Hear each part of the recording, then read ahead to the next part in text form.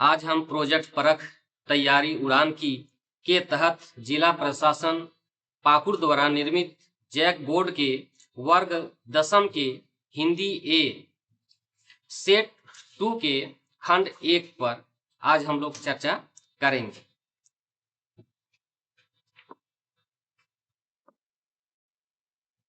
नमस्कार बच्चों, मैं फजल अंसारी, पीएम श्री हरिनगा +2 विद्यालय पाकुड़। आज हम लोग सेट 2 के खंड ए पर चर्चा करेंगे। अब क्वेश्चन देखते हैं। खंड 1 में 1 से 30 तक पहला खंड ऑब्जेक्टिव, इस पर चर्चा करते हैं। विक्रम साराभाई का जन्म गुजरात के अहमदाबाद में सन 1919 में हुआ। उनके पिता का नाम श्री अंबालाल साराभाई था। वे एक महान उद्योगपति थे। उनकी मान्यता थी कि अपने बच्चों को वे संतुष्ट नहीं थे, अतः उन्होंने अपने भवन के परिसर में ही अपने परिवार के बच्चों के लिए एक विद्यालय की स्थापना की है। वहां बड़े योग्य शिक्षक को नियुक्त किए। इस विद्यालय में विज्ञान, गणित, भाषा, इतिहास, भूगोल, कला, शिल्प, संगीत आदि विषयों की शिक्षा की व्यवस्था थी। अब इसमें से क्या कि पहला क्वेश्चन दिया हुआ है कि विक्रम साराभाई का जन्म कहाँ हुआ था।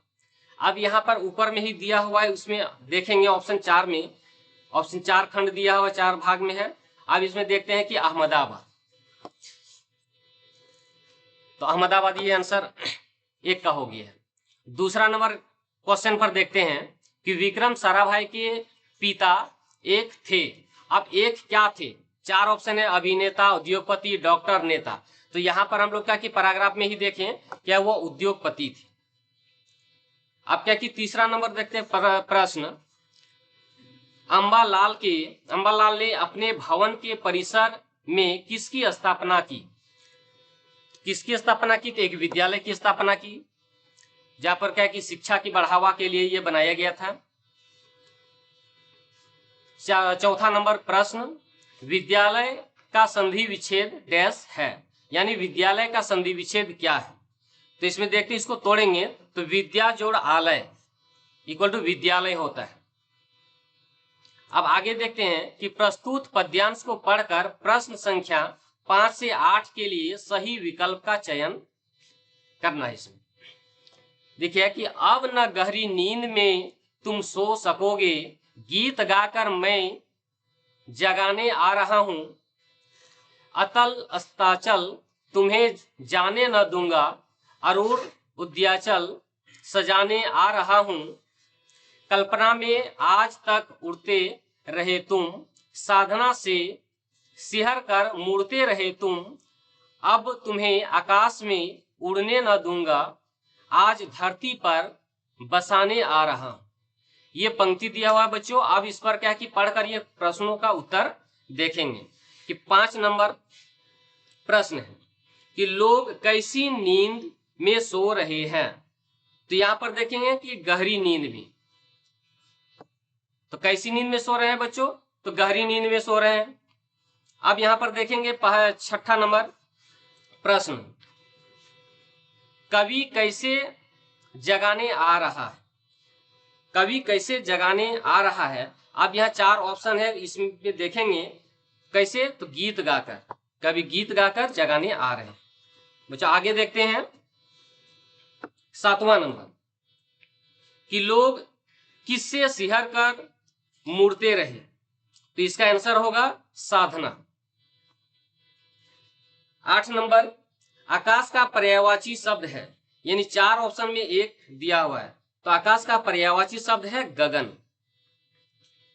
आगे चलते हैं बच्चों, देखते हैं 9 नंबर,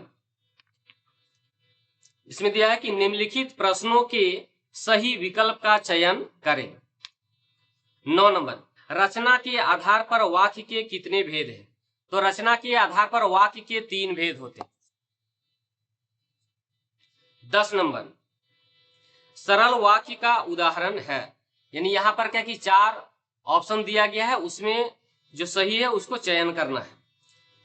जिसमें क नंबर में है कि मैं घर गया, ये सरल वाक्य का उदाहरण है।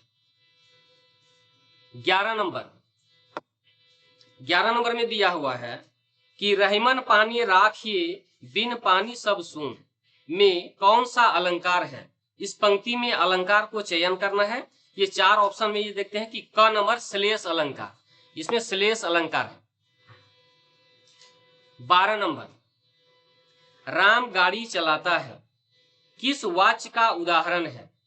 यानी वाच्य हम लोग पढ़ते हैं कि इसमें वाच्य 3 प्रकार का होता है और इसी में तो आंसर, इसका सही आंसर हो जाएगा कर्तृवाच्य। अब 13 नंबर देखते हैं, वाच्य के कितने भेद हैं। तो ये पहले पढ़ चुके हैं, वाच्य के 3 भेद होते हैं। ख नंबर। अब 14 नंबर देखते हैं। तो बच्चों ये पंक्ति दिया कि तुम्हारी यह दंतुरित मुस्कान मृतक में भी डाल देगी जान में कौन सा अलंकार है। तो जहां पर क्या है कि थोड़ा सा बढ़ा चढ़ाकर बोला जाता है, वहां पर अतिशयोक्ति अलंकार होता है। यहां पर भी बोला गया है कि बच्चों को मुस्कान को देखकर मृतक में भी क्या की जान आ जाती है, यानी थोड़ा सा बढ़ा चढ़ाकर बोला गया है, इसलिए क्या है कि अतिशयोक्ति अलंकार इसमें होता है। अब आगे देखते हैं, प्रस्तुत गद्यांश को पढ़कर पूछे गए प्रश्नों के सही उत्तर का चयन करें। गद्यांश को पढ़ते हैं कि बाल गोविंद भगत की संगीत साधना का चरम उत्कर्ष उस दिन देखा गया जिस दिन उनका बेटा मरा। एक लौता बेटा था, कुछ सुस्त और बोदा सा। बड़ी साथ से उसकी शादी कराई थी। पुतोहू बड़ी सुभग और सुशील मिली थी। अब इसमें क्या कि 15वां प्रश्न पढ़ते हैं, भगत की संगीत साधना का चरम उत्कर्ष कब देखा गया। यानी इनका संगीत का चरम उत्कर्ष जो है ये किस दिन देखा गया था। तो इसका आंसर होगा ख, बेटे के मृत्यु पर। यानी जिस दिन बेटे की मृत्यु हो गया था उस दिन वो क्या है, वो अपना संगीत गा रहे थे और सभी को बोल रहे थे कि इनका आत्मा परमात्मा के पास चल गया है, इसलिए दुख मनाना नहीं चाहिए बल्कि खुश होना चाहिए। तो बच्चों अब आगे देखते हैं 16 नंबर, भगत जी का बेटा कैसा था। तो भगत जी का बेटा कैसा था, सुस्त और बोदा सा। सुस्त और बोदा सा। अगला क्वेश्चन है 17 नंबर, भगत जी की पोतोहू कैसी थी। तो भगत जी की पोतोहू सुशील थी। 18 नंबर, बोदा का अर्थ क्या है। तो बोदा का अर्थ होता है कि मंद बुद्धि, जिनका थोड़ा सा क्या कि कम बुद्धि उसको क्या कि बोदा भी बोला जाता है। अब आगे देखते हैं,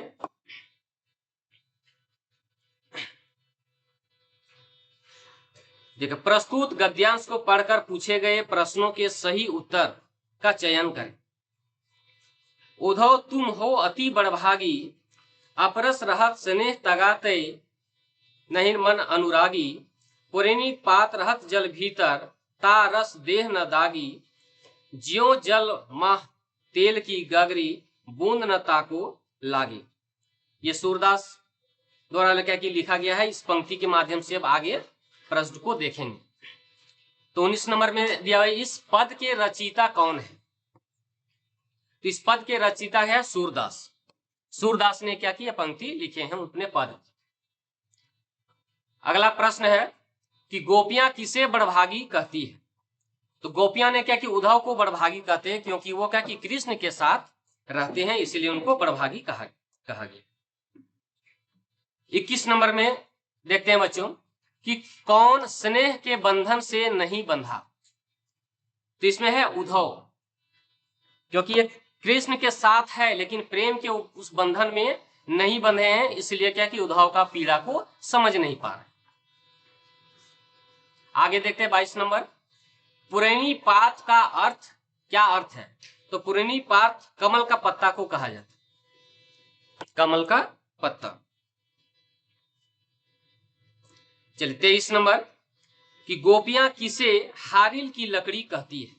यानी गोपियां ने क्या कि कृष्ण को हारिल की लकड़ी कहते हैं, कि हारिल जिस तरह से क्या कि अपने पैरों में लकड़ी को हमेशा पकड़े हुए रखते हैं, उसी तरह क्या कि गोपियां के मन में हमेशा कृष्ण का नाम है, इसीलिए क्या कि वो हारिल पक्षी, इसे इसका क्या है कि तुलना किया गया है कि यह हारिल की लकड़ी से तुलना किया गया है। भोलानाथ का असली नाम क्या था? तो भोलानाथ का असली नाम ये तारकेश्वर नाथ है। 25 नंबर में मेहनत कश बादशाहों का शहर किसे कहा गया है? तो ये क्या कि गंगटोक, गंगटोक शहर को मेहनत कश बादशाहों का शहर कहा गया है। 26 नंबर में है कि तुलसीदास की काव्य भाषा है, यानी तुलसीदास की जो भाषा लिखा गया वो किस भाषा में है? उनकी काव्य भाषा है अवधी।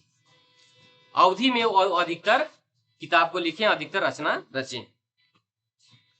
27 नंबर में है कि नौबत खाने में इबादत किसकी जीवनी है? तो यह बिस्मिल्लाह खां द्वारा लिखा गया है, बिस्मिल्लाह खां की जीवनी है।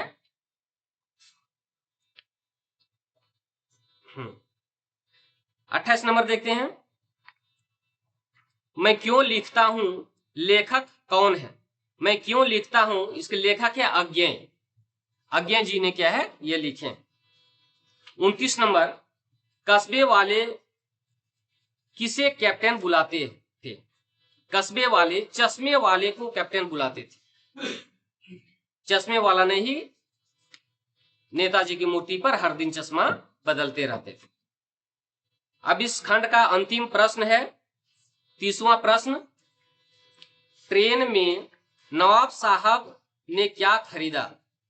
तो इसका सही आंसर हो जाएगा खीरा।